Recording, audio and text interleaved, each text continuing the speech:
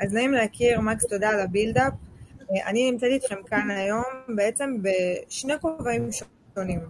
הכובע הראשון זה כובע בעצם של מנכ"לית שרוצה לייעל את התהליכים אצלה בתוך הארגון, בתוך החברה, והכובע השני זה בעצם של מנהלת שיווק, של מגוון מותגים שבעצם יש לה כמה שאיפות. השאיפה הראשונה זה להוזיל את עלויות הפרסום שלי, אני בסוף רוצה לייצר עבור החברות שאני משרתת אותן מקסימום אימפקט ברמה של רווחיות, ומהצד השני אני רוצה גם בעצם מה שנקרא לייצר שכירות מותגית, אני רוצה לשפר את החוויה מהמותג שלי דרך שירות לקוחות אישי, מקצועי, פנומנלי, בתוך שניות 24/7.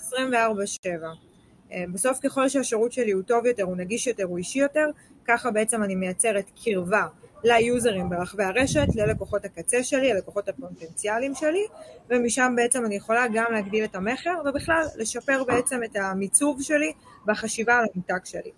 אז מתוך כל הרצונות האלה, גם מצד המנכ"ל להשתפר, להתייעל, ובעצם לשפר את הביצועים, לצד הרצון של מנהלת השיווק, לשפר את הביצועים שלה ספציפית בתוך המחלקה שלה, בעצם נולד הרעיון להשתמש בבינה מלאכותית ולעזור לנו לפתור איזושהי בעיה מאוד מאוד ספציפית. אני היום מובילה חברת פרפורמנס, את האנט, אנחנו מנהלים קמפיינים עבור מגוון מאוד רחב של מותגים, בין נאוטיקה, טימברלנד, גלי, ניינווסט, רשתות מאוד גדולות של בתי מלון, חברות כמו סולארג' או אפילו הוטנט והוט מובייל שיש להם מוקדי מחירה חיצוניים, הם בעצם מתעסקים עם המון המון המון פניות ברחבי הסושיאל מדיה שלהם. ומה שבעצם קורה זה כשאנחנו מריצים הודעות, יש אולי מנהלת סושיאל לארגון, מנהלת הסושיאל הזאת היא בעצם לרוב חשופה בעיקר ביום יום שלה, לפרסומים האורגניים שהיא עושה, באינסטגרם, בפייסבוק, בטיק טוק. ואז שם היא יכולה בעצם לראות את התגובות על הפוסטים האורגניים ולהגיב להם. חלק מגיבים בזמן אמת, חלק מגיבים לפעמים בדיליי, וגם לדבר הזה יש בעצם איזושהי חשיבות, כי ברגע שיוזר עכשיו נמצא בסשן של גלילה, עכשיו הוא מרוכז, בעוד עשירית השנייה הוא כבר יהיה במקום אחר ברמת התודעה שלו, ויכול להיות שכבר הפסדתי את המומנטום של העסקה.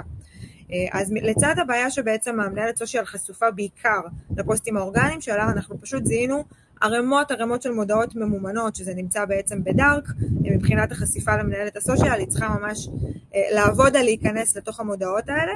היו עשרות מודעות של מותגים שפשוט עמדו שם ללא מענה. סוגים שונים של פניות שגילינו, אנשים שלפעמים שואלים שאלות, מחפשים שירות, לא הצליחו למצוא איזשהו מוצר באתר, רוצים להתלונן ולפרוק, או לפעמים אפילו סתם לתייג חבר ולשתף. אז כל אחד מסוגי התגובות האלה בעצם יכולנו לאפיין ולהחליט ביחד עם המותג, לפי השפה שלו, הערכים שלו, העשה ואל תעשה שלו, מה בעצם אנחנו רוצים שהסוכן שלנו יענה לו. ואז יצרנו מצב שבו יש לי בעצם כוח עבודה מאוד מאוד מאוד מאוד זול, שעובד בשבילי 24/7, לפי האפיון שאני הגדרתי, לפי הבריף שאני הגדרתי, הוא יכול בשניות לסרוק את כל האתר שלי עם כל המוצרים שלי, לא משנה כמה מקטים יש לי, או לחלופין כמות של שירותים שאני מספקת, לצד הרבה מאוד מידע שהוא יכול בעצם להצליב מהרשת, וגם מבחינת הטון והשפה. איך אני רוצה שהוא יגיב בכלל? אני רוצה שהוא יגיב בצורה שהיא יותר פורמלית, בצורה שהיא יותר חביבה ונעימה ואישית, אולי בצורה שהיא יותר ילדותית, יותר בוגרת, כל מותג בעצם והסט ערכים שלו. בואו רגע נתקדם.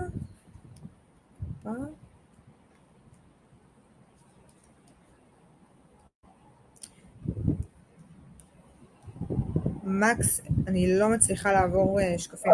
האחרון בתפריט משמאל. אני שנייה אחת. סליחה חברים, זה גם פעם ראשונה שלי בפלטפורמה.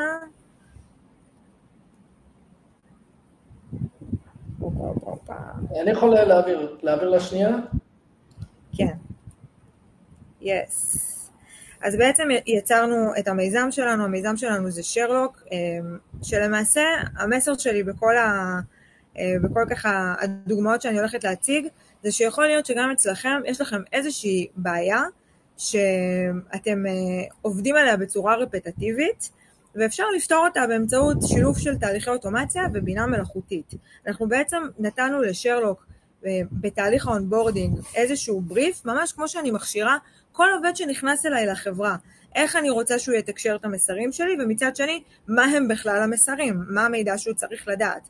אז אפשר באמת לקחת את ה-use case הזה, ולחשוב אפילו אצלכם, א', האם שרלוק רלוונטי למישהו מכם בכיף, וגם אם לא, יכול להיות שאצלכם ברמת הארגון שלכם, אפשר לחשוב על כל מיני סוכנים שאתם יכולים לפתח custom made במינימום עלויות, שיכולים לסייע לכם בעבודה היומיומית.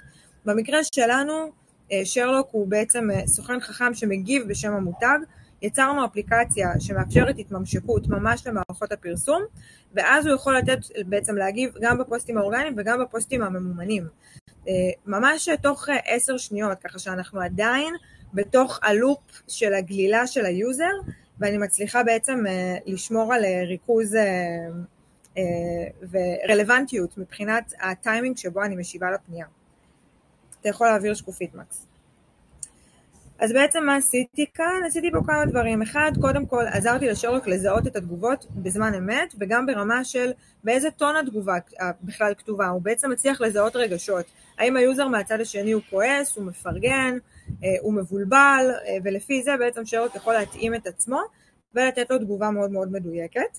החלק השני בעצם של תכלס ללמד אותו את המותג שלי, הוא בעצם עושה את זה ממש בשניות, בכמה חיבורים פשוטים הוא סורק את כל האתר של המותג ולומד חומרים שלדעתי היום איש סושיאל או שיווק ייקח לו למעלה מחודש בעצם ללמוד, אם בכלל. מגיב בצורה מותאמת אישית כמובן, אנחנו כן הגדרנו גם איזה הנאות לפעולה אנחנו רוצים ששרלוק בעצם יעשה. זה לא פחות חשוב, רציתי ממש לסגור את התהליך A to Z, ממש כמו שהייתי מכשירה את מנהלת הסושיאל שלי לענות. כמובן שהוא עובד 24/7, אין ימי מחלה, אין ביטוח לאומי, אין חופשות, ובסוף המטרה העסקית שלשמה התכנסנו כאן כולנו, הוא משפר את המעורבות שלמעשה מובילה לשיפור בעלויות הפרסום, ככל שיש יותר מעורבות על מודעה ממומנת, ככה גם העלויות של הולכות ופוחתות, הוא כמובן מגביר את הרכישות בסופו של יום,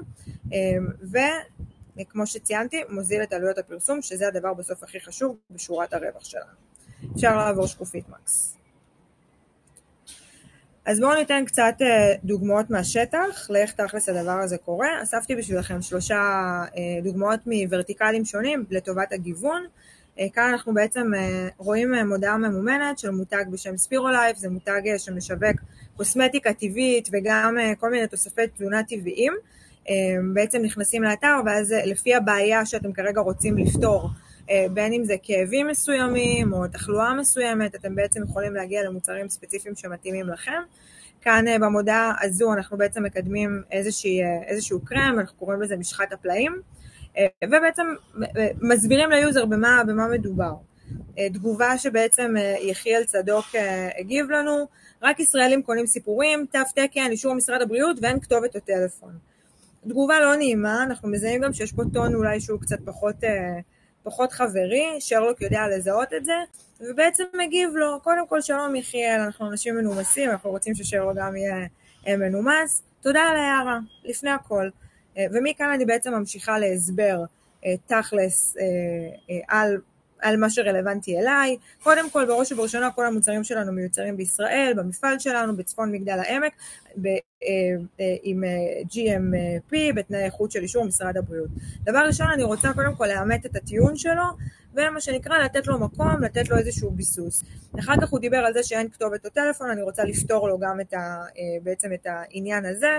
הכתובת שלנו היא, הטלפון שלנו זה, וכמובן לסיים בנימה חביבה ושירותית. אתה מוזמן לבקר באתר שלנו לפרטים נוספים על המשחק ושאר המוצרים. זו דוגמה אחת מיני 1886 תגובות ששרלוק בעצם הגיב בתקופה של בסך הכל חודשיים. סך הכל עסקאות ששרלוק הצליח להביא ישירות מתגובה, אנחנו מקודדים את הלינקים האלה, 97 עסקאות חבר'ה, שזה 1.8% המרה באתר, שווי העסקאות עמד על 19,000, והחזר ההשקעה רק על התגובות משרלוק עמד על 3.2, שזה החזר השקעה מהמם ביחס לפעילות של המותג. אז זה ככה ברמת סבוי. בואו נעבור לדוגמה האחרונה. בית מלון, רשת של בתי מלון, מלונות ג'ייקוב, רשת מהממת שעברנו איתם בשנה האחרונה תהליך גם של ריברנדינג, גם של השקה של בתי מלון חדשים. אנחנו נמצאים בתקופה של מלחמה, אנחנו נמצאים גם בתקופה שהיא ככה מאוד רגישה, גם מבחינת המחירים, יוקר המחיה וכדומה, ומלונות בישראל, מה לעשות, הם חוטפים מאוד מאוד חזק מהיוזרים ברחבי הרשת. אז במקרה של ג'ייקוב, דווקא בחרתי להציג כאן דוגמה יחסית עדינה ומעודנת, דוגמה לשאלת שירות, מישהו שפשוט מגיבה, לא הבנתי את הפרסומת, הווטרלנד שייך למלון, הם בעצם הציגו כאן איזושהי חבילה שכוללת גם לינה בבית מלון של ג'ייקוב, וגם שילוב של כרטיס לאיזושהי אטרקציה, ובעצם יש כאן מישהי שראתה את המודעה ולא הבינה את הפרסומת, היא לא הבינה בעצם מה אנחנו מנסים למכור לה. מעבר לזה, ששרלוק במידי שבוע מוציא גם בעצם תובנות שבועיות, ודרך התובנות השבועיות גם מנהל השיווק בסוף מהצד השני יכול להבין שיש בו בעיה בקריאטיב עצמו, אנחנו כנראה צריכים להיות קצת יותר מובהקים ויותר ברורים, אבל לפחות הבחורה הזאת היא קיבלה מענה מיידי לשאלה שלה. אז שלום מילה, שוב אנחנו תמיד נהיה מנומסים, לא, הווטרלנד לא שייך למלון, זו חבילת נופש משולבת שאנחנו מציעים, שכוללת בלה בלה בלה, הבנו פחות או יותר את התמונה. גם כאן הצלחנו לייצר בסופו של יום עסקאות בשווי של 16,000, לא בא ברגל, נחמד מאוד, ומה שהכי חשוב זה שהצלחנו להוריד ממחלקת שירות הלקוחות של המלון מאות של הודעות ופניות, כי הרבה אנשים בעצם הגיבו, שאלו שאלה שקשורה למיקום, שעות, המלון כשר לא כשר, יש חדרים עם ילדים, וכל מיני דברים שהם ככה, הרבה פעמים גררו שיחות טלפון והקריסו את המוקד, ופתאום יש פה עכשיו איזשהו סוכן שנותן את המענה הזה בצורה מיידית, ובעצם פותר ללקוחות את הבעיה. אז זהו חברים, אלה היו דוגמאות שלנו, אני מקווה שבאמת הצליחו ככה לקחת גם את המחשבות על בינה מלאכותית היום לכיוון שהוא קצת יותר ישים, נקרא לזה ככה, מאשר רק קצת לקשקש עם ChatGPT ולנסות להוציא ממנו פה איזה קופי או שם איזה רעיון, אלא באמת להפוך אותו לכלי עבודה שיכול לשרת אתכם, להוריד מכם עומס, ובעיקר לתת שירות טוב יותר ללקוחות שלכם. זהו, שמחתי, היה נעים להכיר, ומקווה שנהנתם. איזה כיף. לסיכום רגע אני רוצה לזקק לכם את זה בסוף לתובנות שאתם תיקחו מפה הלאה. בסוף ההטמעה של טכנולוגיית בינה מלאכותית, יש פה כמה רבדים, בסדר? הרובד הראשון, זה מה שדיברנו בהתחלה ומה שרובנו כנראה כבר עושים, זה באמת להשתמש בכלים הקיימים, בצ'אטים, במשימות היומיומיות שאנחנו מבצעים. הרובד השני, זה כבר להשתמש בטכנולוגיה כדי שהיא תעבוד במקומנו או בשבילנו במה שנקרא משרה מלאה. עכשיו באמת כמו שהדר אמרה, אתם תראו היום מגמה, כמויות של כלים ומערכות חדשות שנולדות כל יום, כדי לפתור את הבעיות הקטנות של כל אחד מאיתנו, כל אחד ואיפה שהוא נמצא. אבל גם אם הפתרונות האלה עדיין לא קיימים, אני חושב שזה חלק מהכיף שהיה לנו פה בתהליך המשותף הזה, זה שכל אחד מאיתנו בגדול יכול לייצר את הפתרונות האלה, והרבה פחות משאבים ממה שהיה נדרש פעם. כי אם תחשבו על זה, כמעט הכל קיים, רק צריך לדעת לחבר את הנקודות, ולהתאים את זה לצורך ולכאב הספציפי שלנו. בסוף, בשורה התחתונה, זה הרבה יותר מ-nice to have. אני חושב שאחד הדברים שהיה חשוב לנו להראות פה, זה איך כל ההייפ הזה סביב כותרת אחת גדולה שנקראת AI או בינה מלאכותית, בסוף זה מתורגם לכסף. אוקיי? בסוף זה מתורגם לשורה התחתונה של המותגים שמשכילים לאמץ את הטכנולוגיה הזאת. כמובן צריך לדעת לבחור את הכלי הנכון למשימה הנכונה, אבל כנראה שכל אחד מאיתנו כדאי שיתנה את זה כבר עכשיו, כי אם אנחנו לא עושים את זה, המתחרים כנראה כבר כן עושים את זה.